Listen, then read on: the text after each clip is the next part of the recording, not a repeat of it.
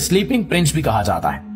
दरअसल ये सऊदी शहजादा सन 2005 से सो रहा है और आज तक नहीं जागा, जबकि सऊदी शहजादे का बाप दुनिया का दौलतमंद इंसान होने के बावजूद भी इतना बेबस है कि वो अपने बेटे को आज तक नींद से बेदार नहीं कर पाया। तो आज की इस वीडियो में हम आपके साथ यही शेयर करेंगे कि आखिर ये सऊदी शहजादा कौन है, इसके साथ ऐसा क्या हुआ था जिसकी वजह से इसने अपनी जिंदगी के 8 साल कोमे में गुजार दिए। जबकि इसके साथ साथ इस वीडियो में आपके साथ इस शहजादे के बाप का शाहाना लाइफस्टाइल भी शेयर किया जाएगा, जिसे जानकर आप खुद ही अंदाजा लगा सकेंगे कि इसका वालिद कितना दौलतमंद इंसान है। यकीनी तौर पर आज की वीडियो भी आपको काफी ज्यादा हैरान करने वाली है। नाज़रीन ग्रामी, इस दुनिया में बहुत से ऐसे लोग मौजूद हैं जो सिर्फ इस वजह से एहसास कमतरी का शिकार रहते हैं कि वो अपनी जिंदगी में एक दौलतमंद शख्स बनना चाहते हैं और वो बन नहीं पा रहे। जहां इस वक्त दुनिया में सऊदी अरब के कई शहजादे पैसे में खेल रहे हैं, तो वहीं इनमें से एक सऊदी शहजादा खालिद बिन तलाल भी है। खालिद बिन तलाल सऊदी अरब के एक बहुत बड़े दौलतमंद शख्स कहलाए जाते हैं। इनकी दौलत का अंदाजा आपको आगे चलकर हो ही जाएगा, लेकिन पहले बात कर लेते हैं इनके नौजवान खूबसूरत बेटे वलीद बिन खालिद तलाल की, जिसे आज कोमा में गुजारे तकरीबन 18 साल होने वाले हैं। सऊदी अरब की रॉयल फैमिली के पास आज दुनिया की हर आसाइश मौजूद है। दुनिया के बड़े से बड़े डॉक्टर्स, हॉस्पिटल्स और बेतहाशा दौलत होने के बावजूद भी किसी में इतनी ताकत मौजूद नहीं है कि वो इस रॉयल फैमिली के शहजादे को नींद से जगा सके। दरअसल खालिद बिन तलाल के बेटे अल वलीद बिन खालिद तलाल जब 16 बरस के हुए तो ये सन 2005 में लंदन में तालीम हासिल करने चले गए। एक दिन ये अपनी मस्ती में गुम स्पोर्ट्स कार में लंदन की सड़कों पर सैर कर रहे थे कि इनकी गाड़ी का एक भयानक एक्सीडेंट हो गया, जिसमें अल वलीद बिन खालिद तलाल के सर में इतनी गहरी चोटें आई कि वो मौत से पहले ही मौत की वादी में चले गए। आम अल्फाज में इसे कोमा कहा जाता है। लिहाजा एक्सीडेंट के फौरन बाद इसे सऊदी अरब के सबसे बड़े रियाज हॉस्पिटल में ले जाया गया और फिर तकरीबन 10 साल तक ये इसी अस्पताल में ही दाखिल रहा। लेकिन 10 सालों बाद जब डॉक्टर्स की जानिब से अल वलीद को होश में लाने की तमाम उम्मीदें दम तोड़ गईं, तो इस सऊदी प्रिंस को घर मुंतकिल कर दिया गया और यूं पूरी रॉयल फैमिली हर वक्त अल वलीद को देखकर अंदर ही अंदर रोती रहती है। जरा सोचें कि इस शहजादे के माँ बाप और बहन भाइयों पर क्या गुजरती होगी जो इसे 18 सालों से सोया देख रहे हैं। इसकी आंखें खुलने और इससे बात करने के लिए तरस गए हैं। उस वक्त से लेकर आज तक ये शहजादा अपने घर वेंटिलेटर पर एक जिंदा लाश की सूरत में मौजूद है, जबकि इसके इलाज के लिए दुनिया के सबसे बड़े 4 डॉक्टर्स को हायर किया गया, जिनमें 3 अमेरिकी डॉक्टर्स और एक स्पेनिश डॉक्टर 24 घंटे इसका इलाज और निगरानी करते रहते हैं। लेकिन फिर भी वो इसकी आंखें खोलने में आज तक नाकाम है। आज ये सऊदी प्रिंस जिंदा तो है, सांसें भी ले रहा है, जबकि ये इस दुनिया में जिस्मानी तौर पर मौजूद भी है, लेकिन 18 सालों से आज तक बदकिस्मती से ये अपनी आंखें नहीं खोल सका और सन 2005 से लेकर आज तक मुसलसल बेड पर बगैर किसी जिस्मानी हरकत के लेटा पड़ा है। इसलिए इसे स्लीपिंग प्रिंस का नाम भी दिया गया है, यानी कि सोया हुआ शहजादा।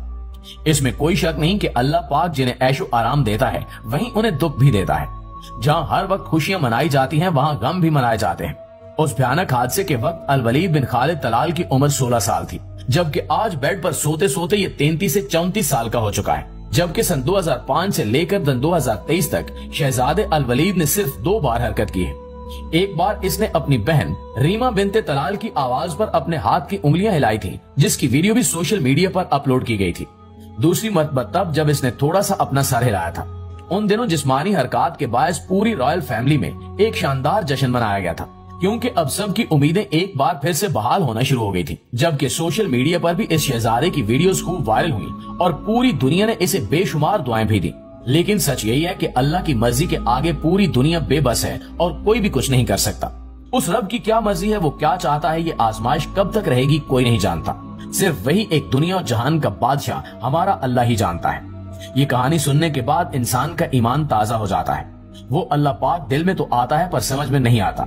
इस कहानी से एक बात साफ साफ समझ आती है कि इंसान के पास पैसा, शोहरत, बंगला, गाड़ी, दुनिया और जहान की बेशुमार नेमतें हो ना हो, इंसान के पास अल्लाह जरूर होना चाहिए, क्योंकि ये पूरी दुनिया पल पल सिर्फ एक रब की मोहताज है और हमेशा रहेगी। लोग समझते हैं कि हमारे पास पैसा, शोहरत, बंगला, गाड़ी सब कुछ आ गया, बस अब हमें किसी और चीज की जरूरत नहीं, बल्कि हकीकत में इन सब चीजों से ज्यादा हमें अल्लाह पाक की जरूरत है, क्योंकि सिर्फ वही है जो हमारी सेहत और बीमारी के फैसले करता है। ये सब चीजें आर्जी हैं जो इसी दुनिया में रह जाएंगी।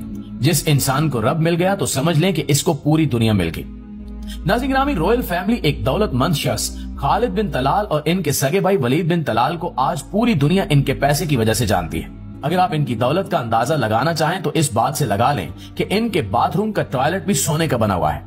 खालिद बिन तलाल के आगे दुनिया के अरबपति इंसान एलन मस्क और जेफ बेजोस जैसी शख्सियात भी छोटी दिखाई देने लगती हैं। जहां पूरी दुनिया में रोल्स रॉयस जैसी गाड़ियां खरीदने वाला शख्स खुद को दुनिया का अमीर तरीन इंसान समझने लगता है, तो वहीं खालिद बिन तलाल रॉयल्स रॉयस जैसी गाड़ी भी दुनिया के महंगे तरीन हीरो से तैयार करवाते हैं। ये दुनिया के एक बहुत बड़े बिजनेसमैन भी कहलाए जाते हैं।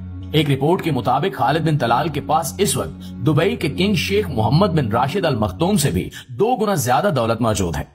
आज ये इतनी ज्यादा दौलत इकट्ठी कर चुके हैं कि अगर ये हर रोज 15 करोड़ रुपए से भी ज्यादा रकम खर्च करें तो तब भी इनको तकरीबन 150 साल तक का अरसा लग जाएगा अपनी सारी दौलत खत्म करने में।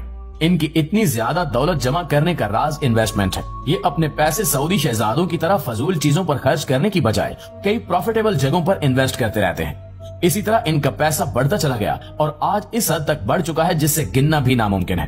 खालिद बिन तलाल दुनिया के बेशुमार अरबपति लोगों की तरह एक आम से जहाज में सफर नहीं करते, बल्कि इन्होंने अपनी मर्जी के मुताबिक जहाज तैयार करवाया है जो 2 मंजिलों पर मुश्तमिल है। इस जहाज के दरमियान में खालिद बिन तलाल के बैठने की जो कुर्सी है वो भी खालिद सोने से तैयार करवाई गई है, जबकि इस जहाज में 800 लोग बआसानी सफर कर सकते हैं। लेकिन इसमें पायलट्स के अलावा सिर्फ खालिद बिन तलाल अकेले ही सफर करते हैं। इसके अलावा हवाई सफर के साथ साथ ये समुद्री सफर भी आलीशान तरीके से करते हैं। इनके पास कई सुपर यार्ड्स भी मौजूद हैं और ये भी इनकी मर्जी के मुताबिक ही तैयार करवाई गई हैं। अगर इन्हें समुद्री रास्ते से कहीं जाना हो तो ये एक आलीशान अंदाज में अपनी यार्ड्स पर ही सफर करके जाते हैं। इसके अलावा दुनिया के सबसे बड़े महल्लात और इनमें रखी गई खालिस सोने की चीजें अपनी मिसाल आप है। लेकिन इस सब के बावजूद भी ये दौलत इनके अपने बेटे को नींद से बेतार करने में जरा काम नहीं आई। आज हम लोग रॉयल फैमिली के हीरो से भरी हुई गाड़ियां, बंगले और आलीशान मोहल्लात देखकर नाशुक्री करने लग जाते हैं और यही समझने लगते हैं कि शायद इन लोगों को किसी किस्म का कोई गम और दुख नहीं है।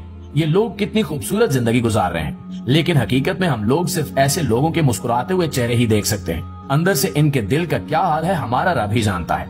इसलिए हर हाल में अपने रब का शुक्र अदा करें। वो जिस हाल में रखे हमेशा उसी हाल में खुश रहना सीखें और हमेशा अपने रब से सेहतो तंदुरुस्ती वाली जिंदगी की दुआ मांगे, क्योंकि जान है तो जहान है। अगर आपके पास सेहत ही ना हो तो फिर आलीशान बंगले, गाड़ियां और सोने से बनी बेशुमार चीजें किसी काम की नहीं है।